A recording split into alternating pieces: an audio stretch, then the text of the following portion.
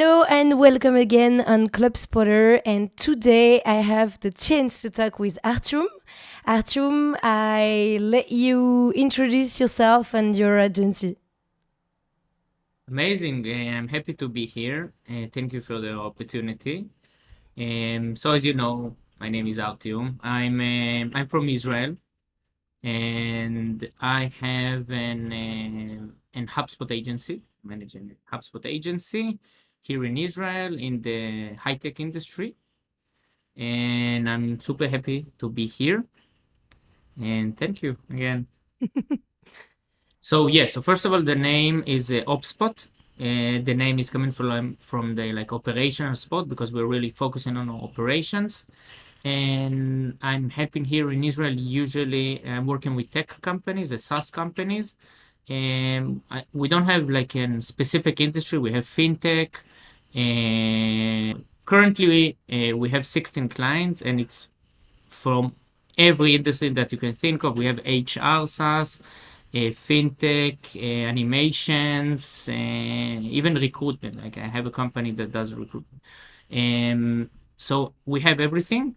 So and yes, we're in HubSpot. We really focus on the technical things that within HubSpot. So for example, we have a lot of companies here in Israel that their services of HubSpot is more related to marketing, for example. So how you nurture, like for inbound, how you nurture inbound, how you do the marketing flow within HubSpot.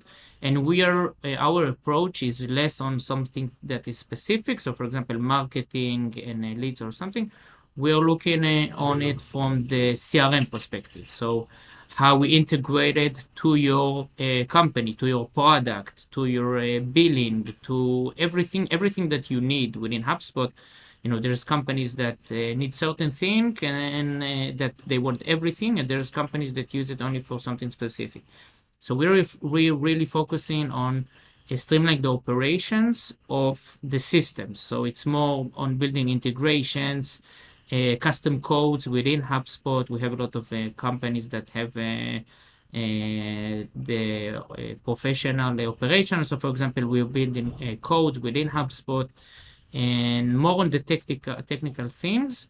And the strategy is coming from the company itself. So we're helping the leaders to execute their thoughts and everything that they want. So they're really focusing on the strategy, and we're focusing on the operational, building flows, building integrations, really execute whatever they want to have within their company. Okay, great. Thank you very much for your introduction. And you decided to talk today about GTM Engineer. First of all, what is it? Could you explain us what is this new role and why do you want to talk about this today? What I wanted to talk about this today because honestly, it's something that I'm seeing on LinkedIn. I saw it in the past 2 months. I think maybe like 3 or 4 posts about it, and the transition from revenue operation to go to marketing engineering.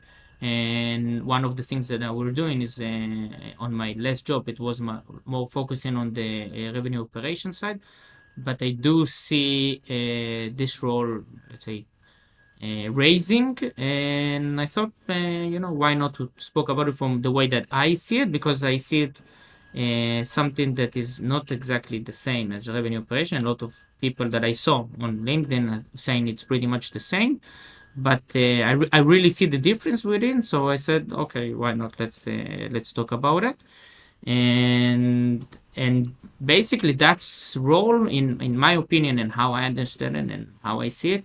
It's more to be the technical go-to market strategist, but also from the sales side. So you need to have the knowledge, the technical knowledge, to really implement integrations and connect softwares, and not only like executing, like really understanding softwares and how should I connect things, but also you really need to understand the sales process and how to sell to people, and how to reach out to people, what should work, and not only know how to sell, is also like to be familiar with your audience and with my audience how I need to sell them. Now that I know, for example, there's companies that they sell more on cold calling. Okay, so they know that we should call, and then you build your strategy based on calling. But there's other markets that it's more emails.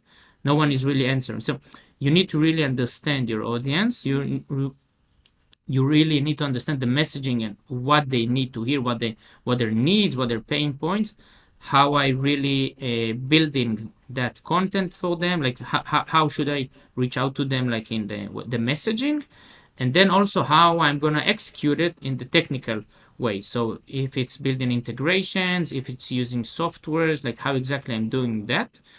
And for example, if I'm comparing to RevOps, RevOps is more like on the, how I see it, it's more like the business flow of things that happen in between the departments. So for example, making sure that sales gets the information for marketing, that customer success getting the onboarding from the sales to their new clients, and making sure that the client was onboarded. So like within the departments, there's business, there's let's say connections, and you want to make sure that everything is working smoothly, and from the, let's say, business flow, and also from the technical. So for example, within the CRM, how we're making sure that the information is being passed to the other people, how we do automations to make their life easier, and those stuff. And if I compare, for example, to go-to-market engineer, go-to-market engineer is more on the product side. He really need to understand the product. He really need to understand the audience. It doesn't have any connection, for example, to customer success, right? Because his job is like go to market and to reach out to really understand how we're getting to our people, to our like prospects, and not only like what we should tell them. Okay. So the difference is on the team that they are part of. One is more on the customer size, and the other one is more on the product size. I think yes, also on the product size, because you really need to understand the product to be able to sell it. And for example, when I was RevOps consulting, like even now, I don't need to really know the product. Like I have clients that I don't even understand what they're doing, like within the product. Like and I'm their RevOps consultant, right? Like I don't need it because I'm in the business flow of like let's check the close rate and build reports and everything that is more on the business flow of like, okay, let's make sure that we're reaching out to our prospect, let's make sure that nothing is falls between the crack. But I don't really need to know what the product does to really see that your response time is as much as low that it can be. Like, I don't need it. But if you do like go to market engineering, you really need to understand the product and how people are getting to the product and how people are using and what's the benefits of our product. And then with that information, you can really start thinking about, okay, this is the way that we're selling, and now let's do X, Y, Z and implement. Okay, I see the difference. And do you think that the GTM engineer is gonna like take the job of a RevOps, or do you think it's gonna be two different person in the company? So, I don't really know, to be honest, but I do think that there is a difference, and there's things that people want to do, and it's not necessarily part of something that, for example, go-to-marketing engineer will do. So, for example, there is a revenue operation people that their, let's say, their strength is within the CRM. Okay, so they control HubSpot, they know to build reports, workflows, the whole thing. But now start integrated to some AI agent that will start, build content and then integrate it to some outreach software or something. It's not something that they want to do. Like they want to be more focused on the business side and less on the technical side. Now, obviously, to work as a revenue operation, you need the technical side, but it's the technical is from the business. Like you need to technical to really check the things within your CRM. So you need to be able to understand your CRM and your softwares, but it's for the business. I hope that I understand it, that I explained it good. I'm not sure. Yeah, I see the difference. I see the difference, but to me, you can't have those two role in the same company because it's quite the same goal, not in the same way. I do agree, but it's quite the same role. The end job is the same. So to me, you can't have like a RevOps and a GTM engineer working together in the same company. So first of all, all the companies they're trying to save money. So obviously, probably it's not something that is going to be like two jobs within the same company. Let's be honest. But I do think that if maybe in the future, when it will be more like an actual role, it might be that you will have two different people because when I look on, for example, go to marketing engineering, his his job on the CRM is way less than revenue operation because when you're working on revenue operation, you have the full funnel, right? So you have the prospects, then you want to make sure that the prospects are getting reached by a BDR, SDR, your AE, whatever you're doing within your company. Then you also want to make sure that your pipeline is clean and things are really moving. You want to make sure that the information are being transferred for the customer success, that you have reporting about onboarding, about clients, about product usage, like the whole funnel. But actually, go-to-market engineer, it's more focused on the, let's say, marketing and sales. So, for example, someone that is a go-to-market engineer, his scope of work within the CRM is way lower because he needs to be more on the integration with other software. So, for example, I have a client that he have, let's say, kind of go-to-market engineer that was an SDR. Okay, and I think that this is the best place for SDRs that don't want to move to sales to go to market engineer because when you're an SDR, you can really see the prospects. You speak with them. Like we say, you can really speak with the ground. I don't know if you say it in English, but in Hebrew we say you can really feel the ground, the people, what they want, what they need, how you should reach out. Like if it's an email call or LinkedIn outreach. So you as an SDR really feel it, and then once you know that, you have the information in your CRM, but basically that's it. From then, you want to take it to other software. So, for example, you want to take the prospects and push them to Clay, and then from Clay to do scoring or enrich them and do bunch of things, and maybe then from Clay to push them to any other,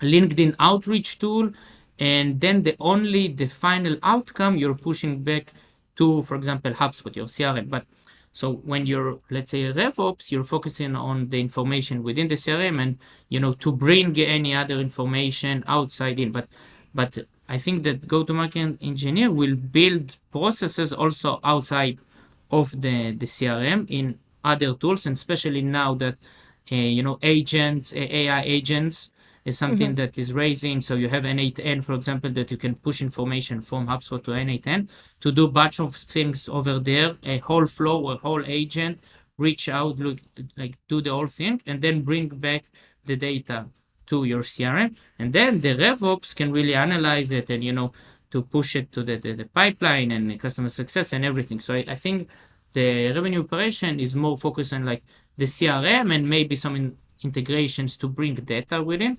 But the go-to-market engineer will have more softwares that he need to work with and to integrate with them on the sales and marketing part. So I see it a little bit different.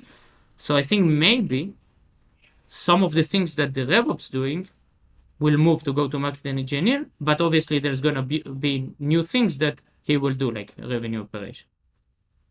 Okay. Definitely good things for SDR who don't want to be an AE. I think it's really a good start if you're an SDR and you love the technical stuff, integration, implementation. You see yourself on the technical side, and you also have the sales ability. That's definitely something that is a good option for you.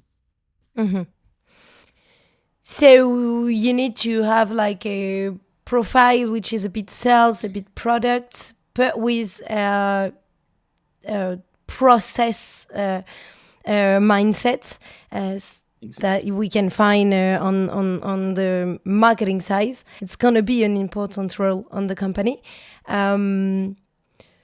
Could you just to sum up, tell us a bit about what kind of skills do you need exactly to be a GTM engineer? So first of all, as I said, you need to have the sales approach. Let's say you need to know how to sell.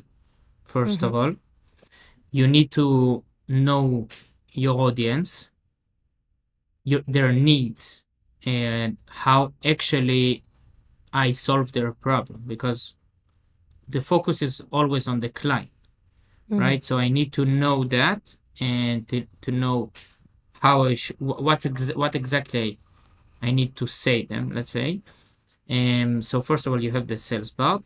The second part is the technical part. Now, what is happening now, it's not something that is necessarily will be relevant within a year. I can already say. So for example, today, how I see it, to be able to be a go-to-market engineer, you need to know how I automate full outbound, for example. And today you can use your own sequences. For example, you can build your own sequences and really understand the messaging and build those messaging, and then to integrate it to an outbound tool, and then send it, and then integrate it back to your CRM, and see if it's work, if it's not work, see what to say about the product and everything. But for example, now that the AI agent is something that is being more and more common, so maybe within a few months, you will need to know how you talk with the agent and how you improve the agent. So I really think that you need to be curious about tech and really always searching the new tools that getting better. So you really need to have that passion about softwares and where I can find the next big software, how I can get the information from that software, how I can do it quick, like what tools I can use to get the information as much as quick as possible. Because for example, you can, so you're doing, for example, LinkedIn outbound, right? So you have some kind of avatar and you're sending messages and you're getting no. Now you can go and start looking on the answers to really understand what is not working, just an example. And then to think, okay, so I know that this is working, this is not working, but maybe you can build an AI that does it for you. And then the only thing that you need to do is to get that response to your agent, and then tell that agent, maybe you can even reply based on other answers that we do.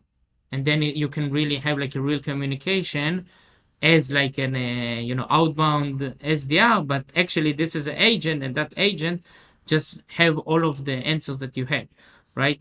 So you, I don't know, maybe it's possible. Like I'm not doing that, right? Because I'm not focusing on this kind of things, but maybe something that people do, and you need to have that passion to really check those things and think about like, okay, how we're improving our outbound, how we are improving the process. So you need to know the sale, you need how to sell, you need to know your audience, and you need to know the tools for that go-to-market. Thank you very much, Artyom. It's time for the anecdote. I let you the mic for the anecdote. The story is that when I start work as an employee with one of my clients, so basically he had like an, let's say, an HubSpot admin. Then his HubSpot admin quit, and then he had one guy that he was doing sales operations, but more on the like manual things, like making sure that the deals are closed and move like all the information, and not that important stuff, to be honest.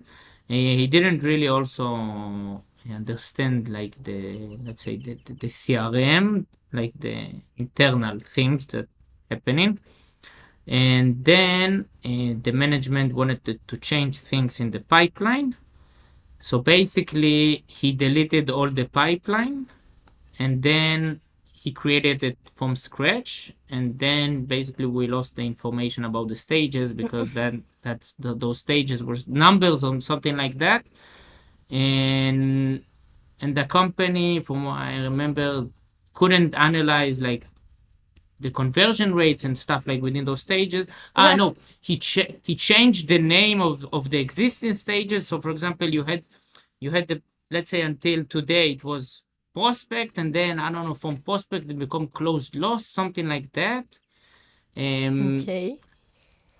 And then so we like he deleted or changed or deleted and changed, something like that. So basically we lost like all the deal stages information, and we couldn't really know where's the lost, and like a bunch of things about like the deal stages and that information. Actually, to be honest, he was laid off. Okay. Not because of that reason, but I think about 2 months after that, we had like a layoff in the company, and yes, he was one of the people One of the that was people laid who's off. Yeah, that okay. was left. Okay, so the point here is to say never touch. Careful what you're be careful when you're using changing information in your CRM without really understanding what is happening over there and how it affects things. I have also I'm a lot of the times I have like new clients, and then what's happening is that, like for example in HubSpot, you have like the value that you see within your CRM. So for example, your property name, you can say, and then you have your internal value. So one of the, let's say, something that is most common is that people trying to build integrations, and then like, okay, I have my field, I don't know, lead status, and I'm not finding it, and my integration is not working, nothing is updating, and then you see like his internal value is like, I don't know, funny property or something, and people changing, and they don't really know that like nothing's changed on the background, and then when they're trying to integrate and build stuff, like, so then they don't really understand it. So yeah, when you change things, just check what is on the background. Just be careful to understand what you change. Yeah. Okay. Artyom, to conclude this episode, could you please give me a word which is your word, like your leitmotif, your word? So I don't have a word, but I have a sentence that I say to all of my clients, and it's fill the data.